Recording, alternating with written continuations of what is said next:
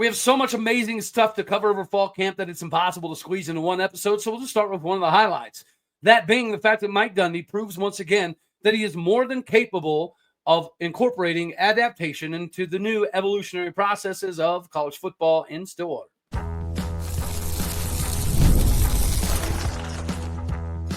You are Locked On Oklahoma State, your daily podcast on the Oklahoma State Cowboys, part of the Locked On Podcast Network, your team every day. Howdy, y'all, and hello, all. Welcome back to Locked On Oklahoma State, your top stop for all things Cowboy and Cowgirl related. My name is Cody Stovall. I want to thank you kindly for stopping by to make this your first listen. We're available on all of your podcasting platforms, visually as well on YouTube. You can find me personally on X at AllDayOState. Today, we're brought to you partially by Gametime Tickets. Download the Gametime app, create an account, and use the code LOCKEDONCollege, all one word, for $20 off your first purchase. Get squared away with the best in the ticketing industry. Gametime Tickets today.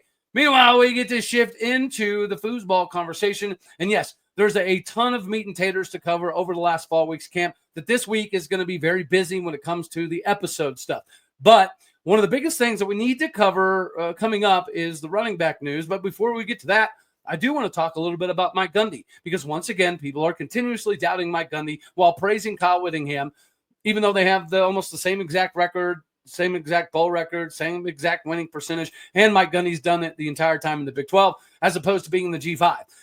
But the biggest thing that Mike Gundy has been unable to do over the years, seemingly, is the willingness to adapt to the new NIL era and transfer portal era of college football. From an NIL perspective, obviously, we've kind of changed the game this season. But another thing that he mentioned, I think, is important to cover. Now, the running back news for the next episode is a little bit of a cliffhanger. And my personal depth chart attempt is starting to come together after this weekend. But we could talk about the quarterback battle and how two quarterbacks are likely to see games or game time in the first game. I think that's going to extend a little bit further out, and we've covered that previously. We could talk about how nobody necessarily, quote unquote, won the job coming into the fall camp, which is essentially why we had two dudes leave. We could talk about the new staff being very intense, and they have the guys working very, very hard. We could talk about Kevin Johns being one of the top 2 or 3 quarterback coaches in the country that Mike Gundy deemed as a necessary fit to the system and the Cowboy culture. We could talk about how Doug Meacham is going to run something similar to the 2011 Oklahoma State offense and maybe something like the 2013-14 Trayvon Boykin TCU offenses, but we've kind of hit on some of that as well. We could talk about how the O-line seems to start be solidifying itself outside of that last position, and guys like Noah McKinney and Austin Klecki are battling for those spots. We could talk about how all the contract negotiations are over until January, or how DeSean Brown and Jaleel Johnson have both found ways to step up, and we need them to step up big time. We could talk about the young transfers versus the old transfers, or how Terrell Davis will be an absolute stud and a beast once he gets everything down from a playbook kind of standpoint, spacing, etc. We talk about the running back news, but we got to save some of that for the next episode. And we could talk about the obstacles Gundy had to face in the first few seasons, or the fact that he might be a TV broadcaster whenever he's done with coaching, or the fact that the secondary is extremely more athletic, which we are going to get to a little bit more later on today. We could talk about tackling versus health, especially when the money factor comes into play. And this is the segue to Mike Gundy. He mentioned that the culture and the cohesiveness are much more advanced than he thought they maybe even would be. Essentially, whenever you have 65 new dudes, you think it would take a little bit of time to get everybody's understanding. That doesn't seem to be the case at the moment. Sure, there's going to be some outliers, right? There could be like a fifth-year transfer that we're paying $20,000+ that hasn't exactly fit the right mold in Stillwater quite yet. But at the same point in time, money is the new motivator. It used to be, it was a love for the university. It was a love for the teammates in the locker room and the grind, and how the name on the chest was more important than the name on the back. And I'm not saying now that the name on the back is more important, but Mike Gundy, he's been able to, evolve and find a way to incorporate adaptations of this new NIL and transfer portal era into this exact ball club. So yes, maybe the Cowboy culture has had to take a little bit of a shift in the NIL era, but Gundy did mention something that I think it was a breath of fresh air for a lot of us, and that is that the money is the new motivator, a.k.a. you're going to have to play to your money. So if you're getting $25, $20, $23-ish thousand a month, there's an expectation that you're a starter. And then there's an expectation that you're doing everything physically possible to put yourself in the best position to be a starter. And if you're one of the dudes only making $5,000 to $8,000 a month, there's a motivational factor to make sure that you play above that, not only for the contract negotiations that are coming in January for players and coaches, but in this new rev share era, there's going to be like bonuses throughout the course of the season, right? There's going to be a beginning of the season, a week 1 bonus, a midseason bonus, and a postseason bonus. And I would imagine that those bonuses are all oftentimes going to be predicated upon production. And that is something that Mike Gundy mentioned verbatim. Your playing time, your capabilities, your dollar incentives are going to be based off of production.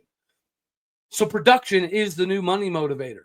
So yes, the name on the jersey is still vitally important. You do have to have locker room cohesiveness in order to win the tough battles, right? If you don't have a locker room that is very, very tied into each other and they're willing to go to war for each other, then some of those close games in the fourth quarter are the ones that you have a hard time winning. But if you have the culture in the locker room and the cohesiveness that just runs pretty seamlessly, it puts you in a position where the locker room kind of runs itself. And the coaching staff can focus on what they're supposed to do, as opposed to making sure the locker room is as squared away as it's supposed to be. This is one of the benefits to the evolutionary process for Mike Gundy. Some of the things that he was hesitant about, or even admittedly saying that he thought the NIL would kind of fizzle out over a few years. Regardless of what his previous disposition was, his new disposition is, this is the new age of college football. I'm still rejuvenated. I'm still operating with a little bit of a youthful exuberance that I want to keep doing this. Like he mentioned, Bob Stoops said that you will know the days that you're really done with coaching. And Mike Gundy hasn't found those yet. I think it's going to take a successful season for him not to kind of get the Board of Regents to potentially target him. But I think whenever you hear some of these conversational pieces, it is a big deal. Then I think it also ties into him talking about fixing college football to some degree. But the paychecks are the motivator. It is nice to see that Mike Gundy acknowledges that, just like it's nice to see that he was open, upfront, and honest about, the tackling situation. But of course, you want to get better at tackling. To be better at tackling, you'd naturally like to be more aggressive. But when you're being super aggressive and you're paying some of these dudes $1 million, it does give you a little bit of cause for concern. There's got to be naturally a little bit of reluctance to put out a running back or a wide receiver in a precarious position if they're making $1 million. So it is nice to see that Mike Gundy is addressing some of this, because I think that he hits the nail on the head here. There used to be a lot of things that equal the motivating factor, right? Whether it be getting a scholarship or being a starter or being in the 2 deep or whatever the case may be. And that is still very, very applicable. I do think that this new coaching staff is so aggressive. They are so hungry. They're so intensity oriented that, again, the complacency, laziness factor is completely out of the window. And so at the end of the day, if a dude is making $25,000 a month, but he is not living up to the expectations, and somebody making $8,000 a month is clearly exceeding him, I would imagine that the finances at the end of the day aren't going to be the biggest factor into who gets the playing time because of those bonuses. So if the bonuses, week 1, mid-season, postseason, if those are predicated upon production, then at the end of the year, realistically, the financial compensation part of it will kind of sort itself out. There's always going to be outliers. But it's good to see that Mike Gundy has proven once again, yes, I may have been reluctant at times to embrace this. But now that I have, and now that I'm seeing that it can reap benefits with the recruiting and the transfer portal and the athleticism uptick, I think Mike Gundy obviously is seeing that you do have to pay to get some of the top players in the country now. And you have to pay top player in the country money to get those individuals.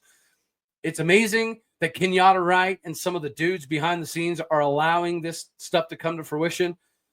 We could do a whole segment, and probably will at some point in time, about how crucial Kenyatta Wright is to the operations of Oklahoma State, not only on the field, not only in the Rob Glass factory system, but also in recruiting and budgeting and NIL and contracts and renegotiations.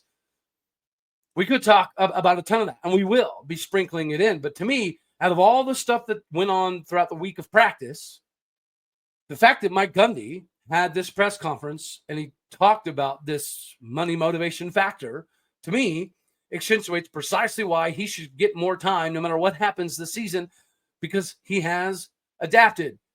He's been embracing of the moment. He's been embracing of the new age of college football. And if he can find himself a good place in it, then to me, that's the most important thing. That's the biggest factor in all of this. A big factor for you today could be 5-hour energy. You have to be ready and rejuvenated to kick life in the face repeatedly and fuel up with 5-hour energy, especially the new transfusion. It brings the bold, great ginger and lime flavors together to make your favorite golf or sports drink, minus the alcohol, of course, into a quick, energizing shot. So whether you're sinking birdies, you're dropping buckets, you're scoring tutties, or you're just making memories with your friends, this is an absolute slam dunk, touchdown, hole-in-one for your energy game. And we can be honest, some days out on the field or the golf course or even off of it, we all just need that little extra boost to stay sharp and stay energized. I'm sure someone in your golf group has pulled off some ridiculous things, and then you've been able to, or wanted to be able to counter. Maybe 5-hour energy is going to give you that extra lie that's going to get you closer to that birdie opportunity. I love playing golf. Obviously I have some minor difficulties, but I still get out and play 18. I don't let it phase me. And partially I can help give a 5-hour energy some kudos here, because I don't mind chugging one and playing another 18. They have all the best flavors. The great ginger lime flavor gives you the best parts of your go-to clubhouse drink of the year without chasing down the bed cart individual. So you need to go to 5-Hour Energy today. That is the number 5hourenergy.com. You can use our promo code LOCKEDONGolf, all one word, to receive 20% off your order. This offer is only valid through September 30th on one order and cannot be used with other promotions. The code is not good on subscription orders. Whether you're meeting up with your friends or you're trying to turn 18 into 36, get the energizing boost you need to power through all of it. Order the transfusion flavored 5-Hour Energy shots today. It is the bee's knees for all of your energy needs, so make sure that you go get your filling of 5-Hour Energy today. All right, now we get to shift gears here to the D-line and outside linebackers being a sneaky good squad. Last year, the defensive line, and even the year prior, their primary objective was to, dominate an area of operation and eat up double teams to clear up the Nick Martins and the Colin Olivers of the world to have a clearer path to the backfield, whether it be running back, quarterback, reverse, whatever the case may be. This is going to be a completely different system. Ryan Osborne is a bad mamma jamma that expects these dudes to come to work and be prepared to go to war every single day. That is one of the biggest differences between last year and this year. But even outside of that, the talent seems to be upticked. When you think about Demarion Thomas coming in, 6'3", 345 pounds, coming over from Vanderbilt. If you go back and look at the highlights, he has several moments at Vandy, even against all of the SEC teams, where he's stuffing dudes on 4th and 1 in the backfield over and over. He comes to Oklahoma State, gets with the Rob Glass factory system, and he's likely going to be able to take what he did at Vandy against Bama, against all the other SEC teams, and expand upon it this season in Stillwater, Oklahoma. And Bon Oates is a certified dude. He's a dog. He's a beast. He's about to be a problem. He's the dude in the middle that adds a massive amount of ability. But right behind him, you have Sitvini, Hafili Kafusi. Get used to seeing number 17 because the dude moves like Jalen Warren, and he just so happens to be 305 pounds. The transfer from BYU, rocking a wide receiver number, is guaranteed to potentially be a household name by the time he's done in Stillwater, America. And then on the outside, right, Mike Gundy alluded to it a little bit in his press conference that we just talked about. DeSean Brown, Jaleel Johnson. Jaleel Johnson kind of flirted with the outside linebacker idea, and he still might be somebody that plays into that. But you also have Malik Charles doing some pretty impressive things. Right next to Malik Charles, or I guess you could just say right behind Malik Charles, you have Wendell Gregory, the South Carolina transfer, that is definitely making a name for himself in a very short amount of time. Jaleel Johnson could be the X factor here. So if it's, him with his hand in the dirt on the 3 down, That's a problem for defense. When you have somebody that's fluid enough to play some linebacker, but he's obviously experienced enough, strong enough, and technically sound enough to make some crazy things happen with his hand in the dirt, that's going to be huge. And then Landon Dean from Frontenac, Kansas, rocking another wide receiver, number 88. He's doing some major things. There's glimpses of Landon Dean this previous season, but this seems to be one of those times where he's kind of feeling it out and finding his way. Then you have Rashad Bradley. Rashad Bradley is a savage, especially in one-on-one drills and overall drills over the bags and things of that nature. He excels. Now, there's always going to be a little bit of a discrepancy between what they do one-on-one, what they do in drills, and what they do when it actually comes to 11-on-11 team type stuff. And this has given some individuals the opportunity to shine.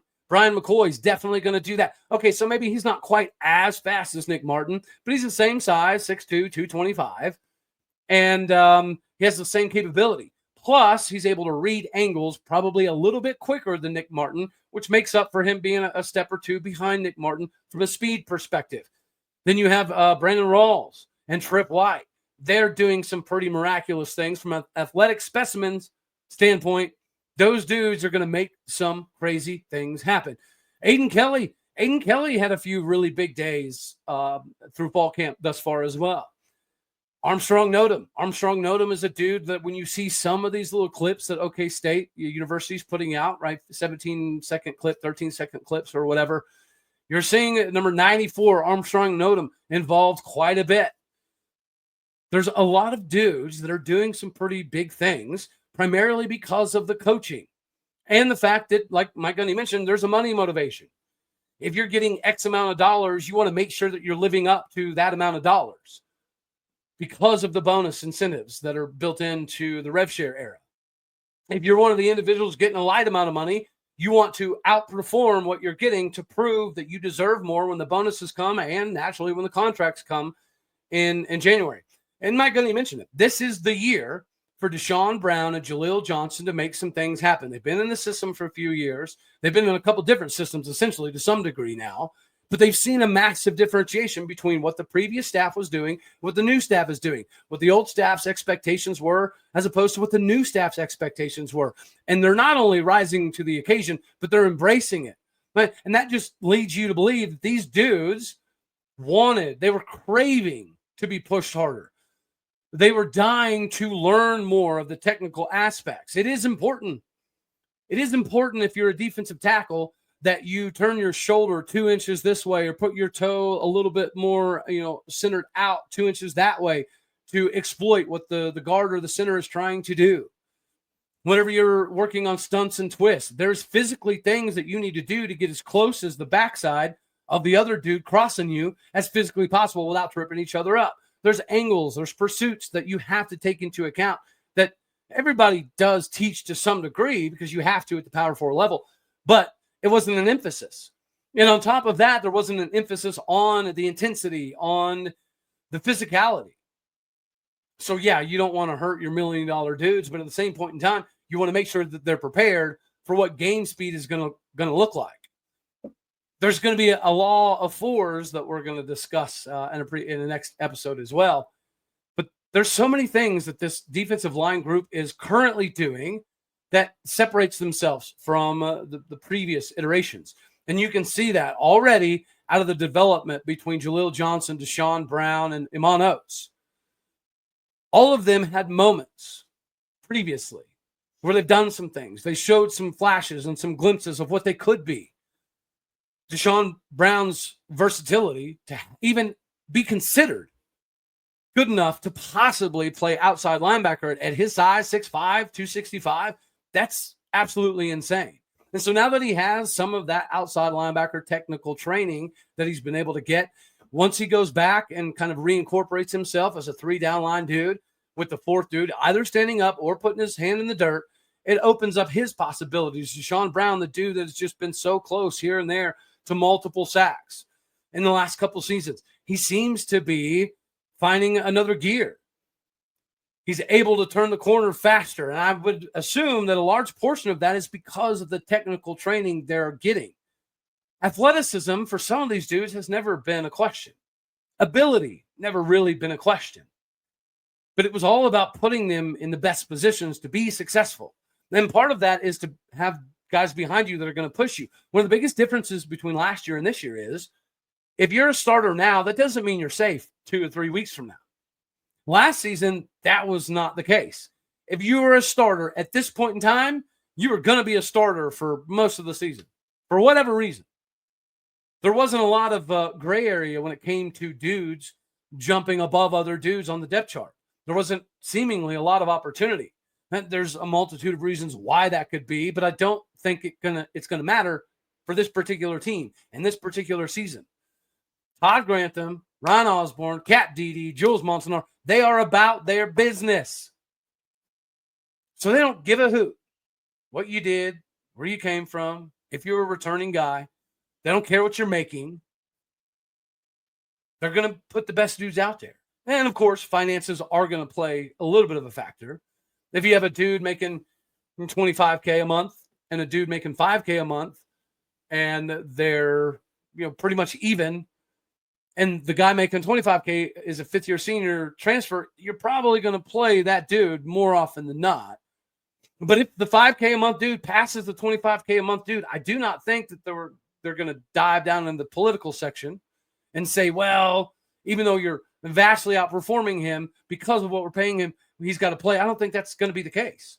And I think you can look at last year that there were a few positions, right? Maybe not many, but there was probably at least 3 or 4 that the guy starting every game was not the best player that should have been playing. He wasn't the best player in practice. He wasn't the best player in preparation. But it doesn't matter because all of those dudes, all of them are gone. Every single coach that participated in I think he should start because he's my guy that I recruited, all of those dudes are gone.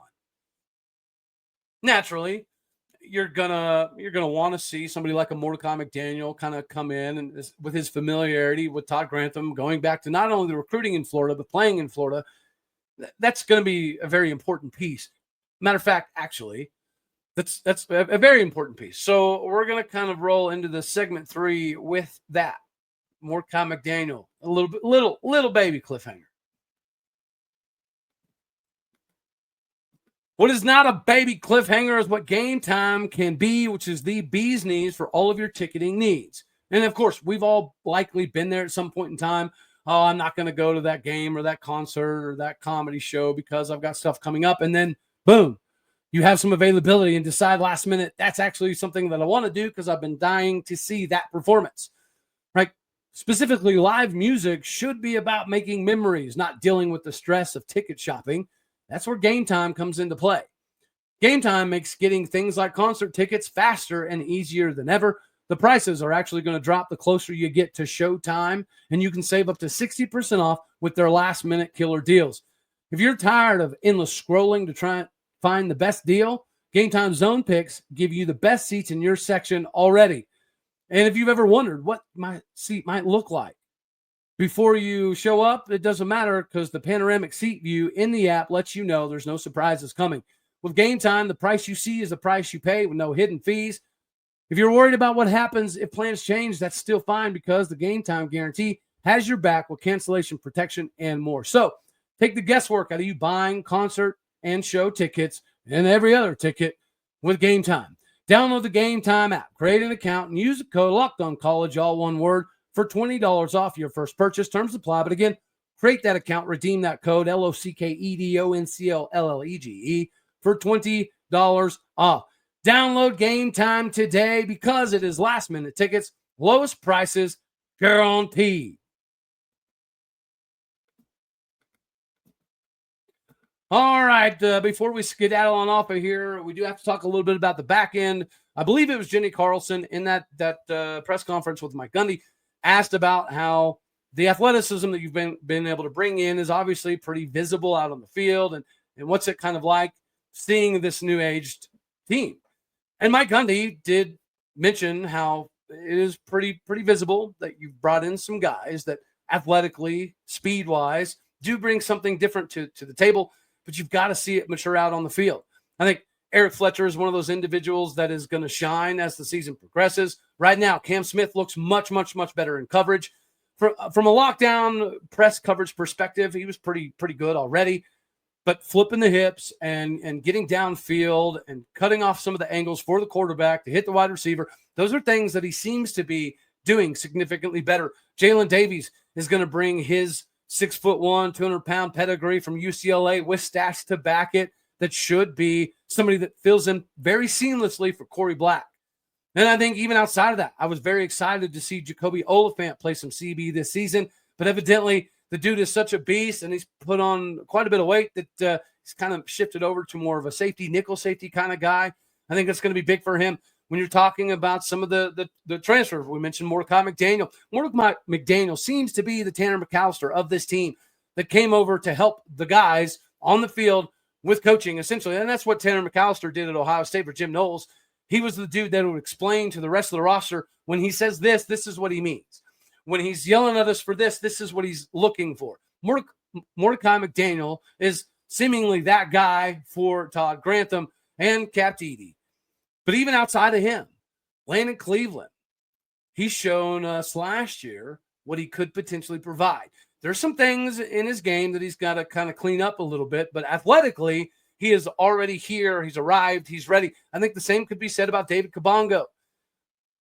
We saw David Kabongo last year play a more pivotal role than Landon Cleveland. So I do think that if he puts on a little bit more weight and he gets a better understanding of the new defense, he's going to factor squarely into this mix, as will Cam Epps. Cam Epps is another individual that's been reliable over the last couple of seasons, but much like DeSean Brown and Jaleel Johnson, this is his time to take that next step forwards, much like Cam Smith. And I think even when you look outside of some of those dudes, you have DeAndre Boykins coming over from North Carolina, being a fifth-year graduate senior that has a healthy amount of starting statistics in the ACC. You're likely banking on him being a very big factor in the season. I think the same could be said about Darius Thomas. Darius Thomas come over from Louisville. He can play linebacker. He does play linebacker, but he's good enough to slide out and play some safety. Zaquan Patterson might be the opposite. Zaquan Patterson is good enough. He's quick enough. He's fast enough. He's shifty enough to play cornerback, but he's also hard-hitting enough to play safety.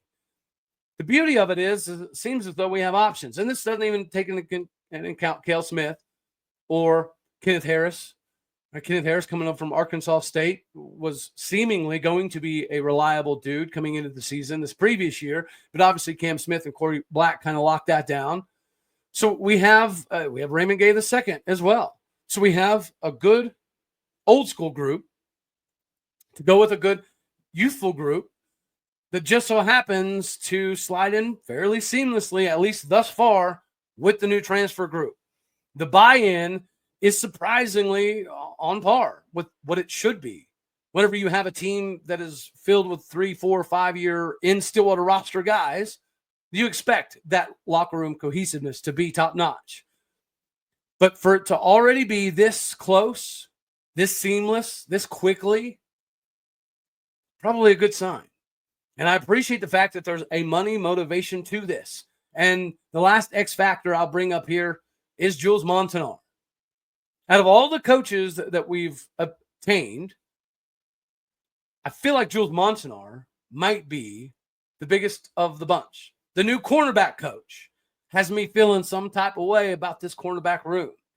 I'm excited to see what the DBs look like. I mean, heck, it's an exciting time of the year, right? Every team in the country is undefeated right now. Every team in the country is looking forward to their football season.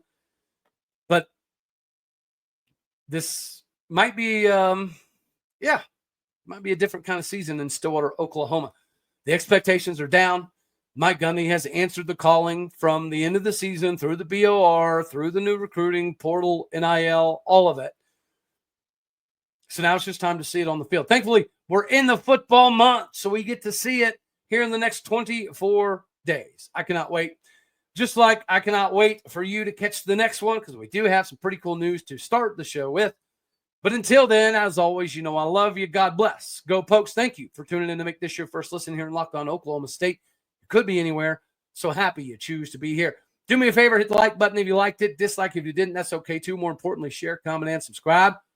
My podcast people out there, you're everything that makes this work, right? You're the bricks, the bread, the butter, the fountain, the fondue, funny stuff, funky stuff. You're all of it. I appreciate what you do, so go do what you do. Hit some stars, leave some reviews. All right, y'all. Later, tater.